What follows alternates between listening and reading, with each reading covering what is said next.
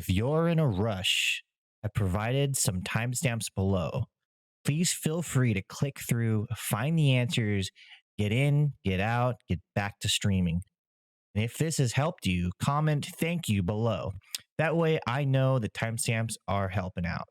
And if you are free next time, stop by, enjoy the rest of the show. Also, I stream on Twitch too. So I'll see you there. Bye-bye.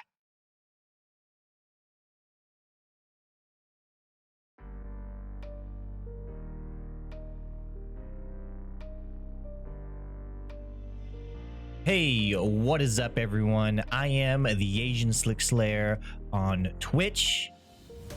But right now, I am James the Tinkerer, the Stream Tinkerer. And today, as the title suggests, we're going to be installing OBS Studio and setting it up.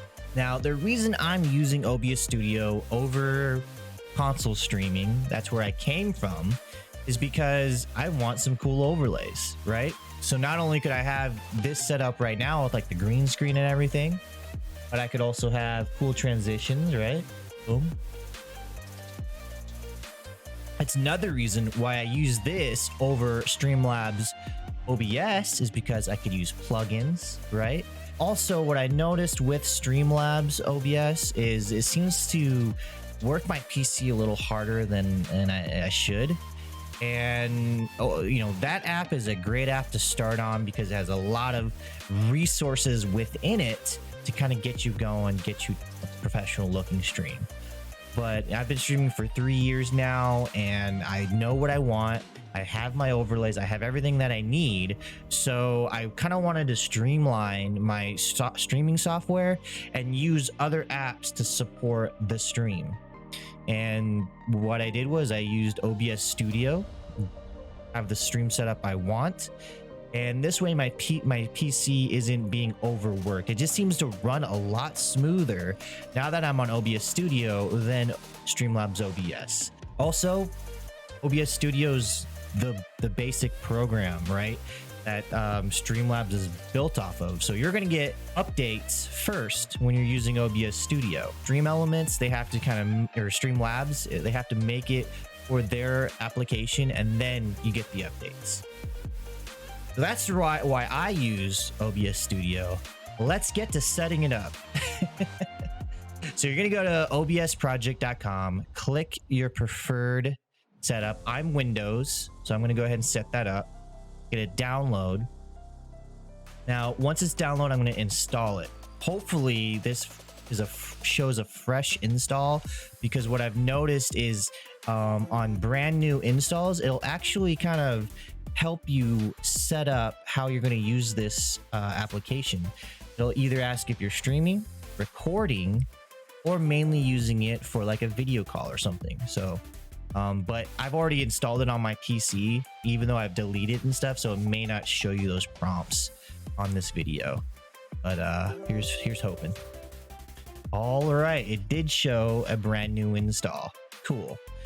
So as you can see here, it's going to ask you what is your main use of this application? Are you going to, do you want to optimize it for streaming? Recording is secondary. Do you want to optimize it just for recording and will not be streaming? Or are you going to use this for a virtual camera? This is a new feature. Currently during the pandemic, a lot of people are using, like Skype or different chat apps with video. What's nice is you can actually, say I have this green screen behind me, right? I can actually green screen myself using the virtual camera. So all I have is this really cool background. And that way I don't have some weird, lame, looking video chat thing. It's really great for teachers. But I'm going to show you how to set it up for streaming. If you want me to show you how to set up for recording or how I set mine up and see if that helps you, comment below. Say you want to see that. We're going to do the stream setup for right now. Base canvas resolution. The canvas is this here, right? This is your canvas, what you're working with. I work with a 1920 by 1080. I'm going to do 60 FPS. Depending on how your PC is, it is, 30 FPS is obviously going to be easier for your internet as well as your PC. I've set mine up for 60, so we're going to do mine for 60. And then it's going to auto configure. So it asks you what service you're using, and look at all the services that you can just log into. It's freaking cool. I'm going to do Twitch, so I'm going to do connect account, and you won't see this part because it has my information. All right, so once you've connected your Twitch account, if you would like to do that, you're going to do preferred hardware encoding, estimate bitrate with bandwidth. I'm going to go ahead and check mark these. I didn't set my streaming software up for this. I do have hardware encoding selected, so I'm going to select that now. And then I may mess with this, and we're going to talk about this bitrate stuff later on. But let's go ahead and set that up and see what it tells me I should be streaming at bitrate wise. All right, so it looks like it's completed. It has determined that it's going to auto select the server, and then the video bitrate is 6,000. I'm just going to use hardware encoding, which is my AMD graphics card, and it's going to same as stream. Is the recording quality. Now it says that it's going to output at 720. FPS is going to be 60. I'm okay with these settings. Let's go ahead and apply it, and then it's going to pop up with these docs. Go ahead and either close them out or use them, put them wherever you'd like. I'm going to close them out, and it kind of tells you that it's a dockable window and you can pop it back up. As you can see, it's already selected your audio, which is really, really neat. I know a lot of people have it to where they've selected it through the use of the sources here. So they do their own audio input capture. They do their own audio output capture. Tinker with this, as you can tell from the examples below. Audio input capture is your microphone, what's going into what you're putting into the stream. Audio output capture is your desktop audio, what's coming out of your PC. That's what is going to be, what your PC's, what your game, what your desktop, whatever is being captured. That's basically what your output capture is. Your browser source. If you want an example of a browser source, I made a video earlier about using a timer with Mix It Up, and Mix It Up uses a browser source for putting that timer on your overlay. All it is basically like an app or service will make this website. You put that website into this browser source here in this browser, and then that app can now interact with your overlay using that browser, and it's not like putting a video up in your CPU for it to run or however. It's probably not the right way to say it. Like I said, I'm not the expert here. I'm just a stream tinkerer. The reason I make these videos is because a lot of people have asked me how my setup is. Like, how do I do this? Hey Slick, how do you do that?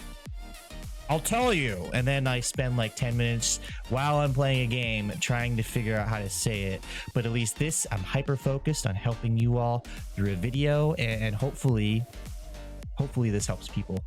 If there are ways that I can make my videos better, give me some tips below. I'm new to this whole tutorial thing.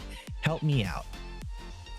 But now that you have your stream set up and everything, like I said, we're gonna look at some of the details a little bit more closely. So we're gonna look at output a little bit more closely.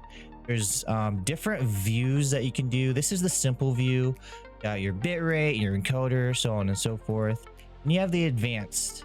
The advanced has, it's split up here, so you can set up your streaming, set up how you want it to record, set up different audio tracks and their bit rates and their names, your replay buffer. This is really neat if you're wanting an on-screen replay, which maybe I'll show you guys that later on too. So if you have a NVIDIA card, I highly suggest using new NVENC. That basically puts all the encoding onto the special part of the GPU. It doesn't affect the game like encoding or whatever. It's just a special part of the CPU that's made, or GPU that's made for encoding streams or recording and stuff. And it really freed up my PC so I can use multiple apps all at the same time, and it really helped. So I highly suggest, if you have that, use it. If you don't, use X264. Don't use the AMD encoder. It sucks. So, and then your audio track, that's going to be where all of your sound will be at. So make sure I select mine as 1. As you can see, you have multiple audio tracks here. Same with recordings. You can record all of your audio. It gets a little bit confusing. Like I said, play with this stuff, see what works for you. Bitrate. Now you see it drop back down to 25. I'm going to set this to 55. It's what I like to have mine. I highly suggest you use your cell phone, get off your Wi-Fi, and when you're streaming, see if your cell phone can keep up. See if it's a pleasant experience on mobile, because that's where you're going to get most of your viewers. And unless you're a partner, you won't have multiple quality options for those mobile users to use. So you'll be streaming. Say you're like, oh man, I got this beast of a PC. I have like super crazy internet. I'm gonna go balls to walls and have the best quality ever. Well, unfortunately, because you only have that one quality setting on your stream, mobile users won't be able to watch it. And they are actually a large percentage of the user base on the internet, on streams. So you're cutting yourself out of all these other users and potential viewers, because they can't load your stream. So make sure on the lowest common denominator, which is mobile, that people are able to load your stream and have a good time. Sometimes your mobile internet sucks, and so don't get frustrated if there is no way your phone can't connect, because maybe that's just you're in a roomed building or something and you can't just connect that well or something. Just ask a friend, hey, can you see my my stream on your mobile device? Whatever. I sound like super like a boomer when I say mobile device. Anyways, just make sure that most of your viewers can enjoy your stream. That's all I'm saying. If you have any questions about this area, stop by the stream, stop by the Discord. There's gonna be links below. Let me help you out the best I can. Sometimes you just gotta play with it. Like I said, I'm the tinkerer, and you can be a tinkerer as well. And you just learn by doing, by experimenting. Highly suggest getting a test channel. Audio, like I said, a lot of people like to disable these and then add their own stuff below. And this is also your video here. You can change your FPS. I have mine at 60. I did try to stream at 1920 by 1080, but that also seemed to kind of just cut the mobile users out. It also seemed really hard on my PC. So I just went back to 720 and it looks great. It's fine for me. So that's pretty much the basics of it. You have your scenes. You can add multiple scenes down here. Like I said here, you can add your sources, your different sources. Just click on them. They're pretty self-explanatory, but some of them require a little bit more exploration to understand, like especially browser. Like I thought that was a web browser, but no, it's a browser source, and it's a little bit more in depth than just a web browser. You can group stuff together. There are also filters, like OBS just updated, so you can click on your filters, your properties and stuff for the particular scene you're on. Pretty cool. Next thing you want to do, though, which I don't know why it's not included, but let's go ahead and start adding in one plugin at the very least, and that's OBS Websocket. And what this does is allows other apps to control your OBS software. So I use Touch Portal, and that's like a stream deck, and it's a lot cheaper. I use my tablet, and that interacts with my stream, so I can change the scenes, right? It can go boom, Boom, I can do that. Also, my Mix Up app can also interact with the stream and do the same thing, all through the use of a command or a timer chain. Say I have this timer counting down on my starting student screen. Once it hits 0, it goes to my intro video. Once the intro video ends, it goes right back to the starting student screen, and then I can manually take over from there. That way, if I'm not ready, like I'm not like done typing, I don't have to like sit there and stare at a 0 forever. Once it hits 0, boom, it automatically switches. So same thing, you're gonna install the WebSocket in the same folder as your OBS app. So go to what I did was I just Googled OBS WebSocket, and I clicked the first link there, and then you're gonna scroll down, go to the installer, open, and just follow the prompts. Once this is installed, go ahead and shut down your OBS and then restart it. And so now you have a WebSocket. You can add in a password and everything. And like I said, this is sort of the basics if you want things to interact remotely with your OBS Studio. And it builds upon the next video I'm going to make, which is how to install Mix It Up app. So I hope this all helped you. I hope this all was informative. Like I said, I stream on Twitch. I've been doing it for 3 years, so stop over there. Link in the description below. Same with my Discord, Instagram, Facebook. Visit me all those places and let me know if these videos are helping. Comment below, hit like, hit subscribe, and I'll see you guys next time. Happy tinkering.